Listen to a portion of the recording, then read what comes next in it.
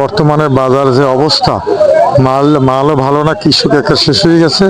মাল অনেকে কৃষকের নেয়, মাল হলে যে ভ্যালকা মাল হলে ভাইরাস।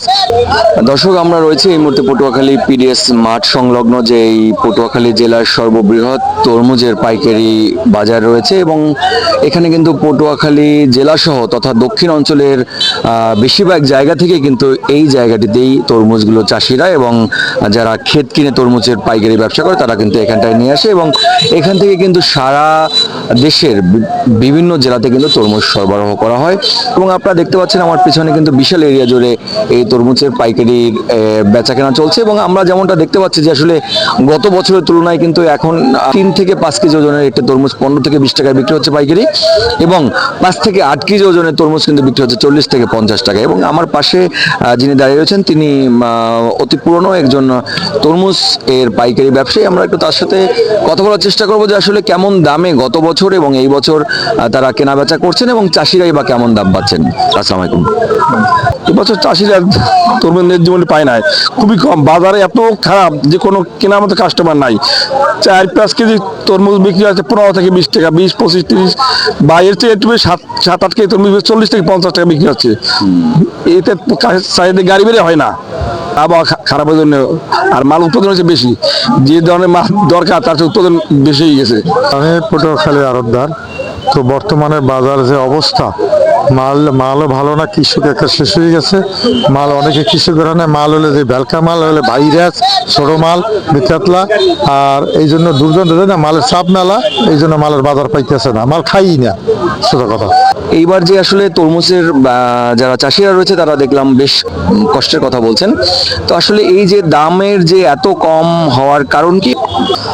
আপনি আমার কাছে যেটা জানতে চেয়েছেন, এবার তরমুজের চাষ অনেক ব্যাপক এবং গতবারের চেয়ে 3 গুণ জমিতে চাষ হয়েছে, যার জন্য উৎপাদন বেশি হয়েছে। আর উৎপাদন বেশি হলে কাঁচামাল কৃষিপণ্য উৎপাদন বেশি হলে সরবরাহ বেশি হলে মূল্য মানে সরাসরি কমে যায় এবং সেটাই হয়েছে।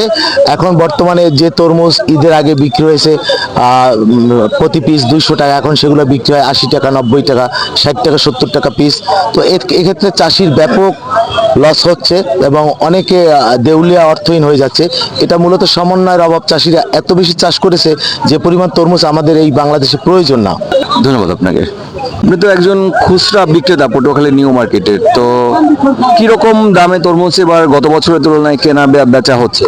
গত বছরের তুলনায় এবছর প্রচুর মাল বেশি।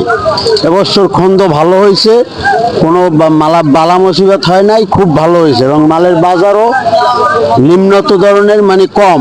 আসলে গতবার যে তরমুজটা 150-200 টাকা বিক্রি হয়েছে, সেই তরমুজটা আজকে 80-90 টাকা বিক্রি হইতেছে।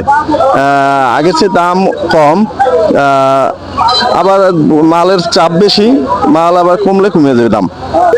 কত টাকা চাষ করেছেন, কত টাকা পাচ্ছেন? 1 লাখ টাকার চাষ করছি, 20-25 হাজার টাকার গাছ এই তরমুজ হয়েছে।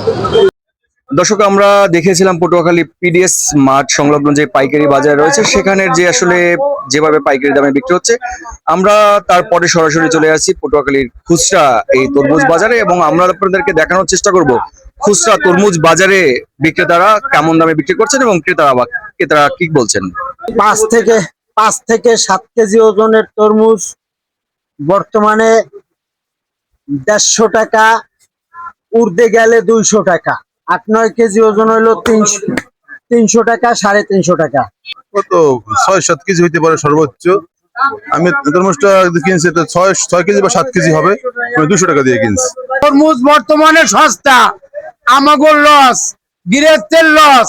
5 কেজি ওজন বেশি 100 টাকা, 100 টাকা। 4 কেজি ওজন হবে। এমনিতে বর্তমান প্রেক্ষাপটে দাম কমই মনে হচ্ছে। আমি 3টে তরমুজ কিনছি 550 টাকায়।